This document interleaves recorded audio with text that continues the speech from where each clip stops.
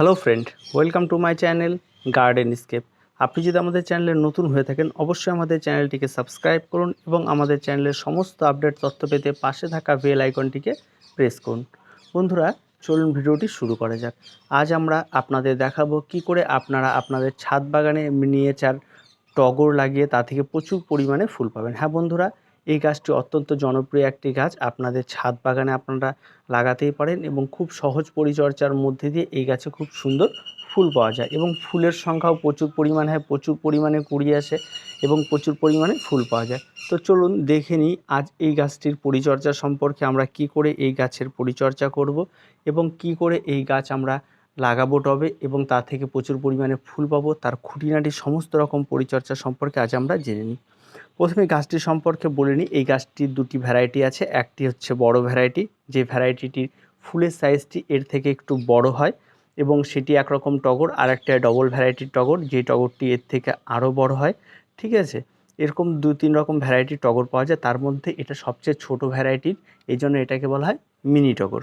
তো এই মিনি টগর গাছগুলি সাধারণত আমাদের ছাদ বাগানে খুব সহজভাবেই হয়ে থাকে। এর তেমন কোনো যত্ন নেই, কিন্তু ফুলের সংখ্যাও প্রচুর, কড়িও প্রচুর আসে। দেখুন, প্রচুর পরিমাণে কড়ি আসে এবং খুব সহজভাবে এই গাছ করা যায়। প্রথমত এই গাছ সম্পর্কে বলি। এই গাছে কাটিং করে আপনারা চারা তৈরি করতে পারেন। যে কোনো ডালকে আপনারা এখান থেকে কেটে আপনারা যদি সেটা বালিতে লাগিয়ে রাখেন, তাহলে যদি আপনার কাটিং এড ব্যবহার করেন তাহলে আরও ইজিলি তাড়াতাড়ি হয়ে যায়।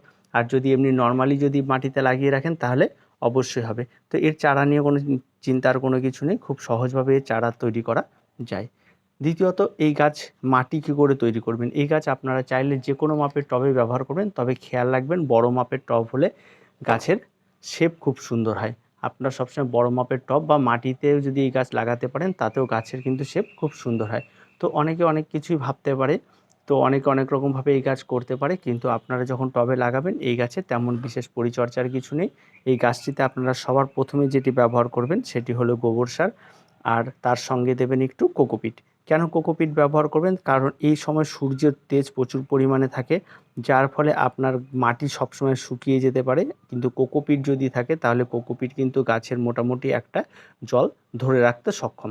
এই জন্য এই জল ধরে রাখার জন্য এই কোকোপিটটিকে ব্যবহার করতে বলবো। এবং তাতে আপনার যদি হঠাৎ করে কোনো কারণে যদি নিয়মিত জল না পড়ে, তাহলে কিন্তু এই কোকোপিট মোটামুটিভাবে আপনার সেই দিনের কাজটিকে কিন্তু চালিয়ে নেবে। এই জন্য এই কোকোপিটটি অবশ্যই ব্যবহার করবেন। আর মাটির মিশ্রণটি তৈরি করার সময় অবশ্যই আপনারা একটা পরিমাণ মতো গোবর সার, পরিমাণ মতো কোকোপিট এবং এমনি নর্মাল দোআঁশ মাটি বা এঁটেল মাটি, আর তাতে সামান্য পরিমাণ একটু বালি মিশিয়ে নেবেন। কেন বালি মিশিয়ে নেবেন? কারণ টবের ড্রেনেজ সিস্টেমটি অবশ্যই ভালো রাখতে হবে। কারণ যেহেতু এই গাছগুলিতে ফুল হতে হতে বর্ষার মধ্যেও ফুল হয়, তাই সেই বর্ষাটাকে বার করার জন্য গাছের গোড়ায় যেন জল না জমে সেদিকটা একটু খেয়াল রাখতেই হবে আমাদের। তার জন্য আপনারা অবশ্যই এইভাবে আপনারা আপনাদের গাছগুলিকে করুন। এবং মাটির মিশ্রণটি তৈরি হয়ে গেলে টবের নিচে অবশ্যই কিছু ছোট পাথর কুচি দিয়ে তবে এই গাছটিকে বসিয়ে দিন। গাছটিকে বসিয়ে দিয়ে তারপর গাছটিকে 2 থেকে 4 দিন হালকা ছায়াতে রাখুন। তারপর আস্তে আস্তে আস্তে আস্তে গাছটিকে রোদে নেওয়ার অভ্যাস করুন। প্রথমে কিছুদিন একটানা রোদে দেবেন না, পুরো 5 থেকে 6 ঘন্টা রোদে দেবেন না, হালকা হালকা করে রোদে দেবেন। তাহলে দেখবেন গাছটি আর মারা যাবে না। এবং পুরোপুরিভাবে টবে সেট হয়ে গেলে তারপরে যেখানে দিনে 5 থেকে 6 ঘন্টা রোদ লাগে কড়া, সেখানে আপনারা এই গাছটিকে রাখতে পারেন। গাছটিকে রেখে দেওয়ার পরে আপনারা গাছে নিয়মিত জল দেবেন, গাছের মাটি শুকিয়ে এলে জল দেবেন। এবং আরেকটি ব্যাপার, গাছের গোড়ার দিকে দেখুন, আমার এখানে দেখুন গাছের গোড়ায় প্রচুর পরিমাণে জঙ্গল হয়ে গেছে এবং এই যে আগাছাগুলি যে হয়, এই আগাছাগুলিকেও কিন্তু দূর করতে হবে। আমি কিন্তু এখানে আগাছাগুলি আপনাদের দেখানোর জন্য রেখে দিয়েছি, যে দেখুন এই যে প্রচুর পরিমাণ আগাছা হয়, এই আগাছাগুলি কিন্তু আপনাদেরকে পরিষ্কার করে দিয়ে গাছের গোড়ায় অবশ্যই নিড়ানি দিতে হবে। আর গাছের খাবার, তেমন কোনো খাবার লাগে না এই গাছে, কারণ এই গাছ খুব সহজভাবে বেড়ে ওঠে। এবং মাসে 1 দিন করে আপনারা চাইলে খোল জল দিতে পারেন। আমি যেমন খোল জল ব্যবহার করেছি গরমের মধ্যে, কারণ এই গাছে খোল জল খুব পছন্দর একটি খাবার। আপনারা চাইলে এই গাছে খোল জল অবশ্যই ব্যবহার করতে পারেন, কোনো অসুবিধে নেই। 1 লিটার জল, মোটামুটি 1 লিটার না, মানে 10 লিটার জলে আপনারা খোলটা ভেজাবেন। 10 লিটার জলে মোটামুটি 1 কিলোর মতো খোল ভিজিয়ে রেখে সেটাকে রেখে দিয়ে সপ্তাহে 1 দিন করে দেবেন। অবশ্যই সেটার মধ্যে ঢাকনার একটা সিস্টেম করে দেবেন খোলটা, নাহলে খুবই দুর্গন্ধ বের হয়। সেই ব্যাপারগুলোকেও খেয়াল রাখতে হবে। আর এই দুর্গন্ধের জন্য অনেক সময় আমি এই খোল পচা জলটাকে অ্যাভয়েড করেই চলি। আর শীতের গাছে খুব কমই আমি খোল পচা জল ব্যবহার করি, কিন্তু গরমে মোটামুটি একটা খোল পচা জল ব্যবহার করে থাকি গাছগুলিতে। সেটাতে কখনোই না করব না, যেটা করি এবং সেটি খুব ভালো এবং গাছের জন্য। তাই আপনারা এভাবে একটা যে কোনো মাপের টবে আপনারা এই মাটির মিশ্রণটি তৈরি করে গাছটিকে লাগিয়ে দিন। দ্বিতীয়ত গাছটিতে কিন্তু একটা পোকা হয়, যে পোকাগুলি গাছের ডালগুলিতে দেখতে পাচ্ছেন, এই ডালগুলিতে হয়ে থাকে এবং ছোট ছোট গোল গোল গুটি গুটি পোকা, এবং সেই পোকাগুলি গাছের সমস্ত রকম খাদ্যরস শোষণ করে নেয়, যার ফলে গাছগুলি দুর্বল হয়ে যায়, পাতা ঝরে যায়, ফুলের সংখ্যা কমে যায়। আবার সেই পোকাগুলিকে খাবার জন্য আবার গাছে কালো রঙের পিঁপড়ে অ্যাট্রাক্টেড হয়।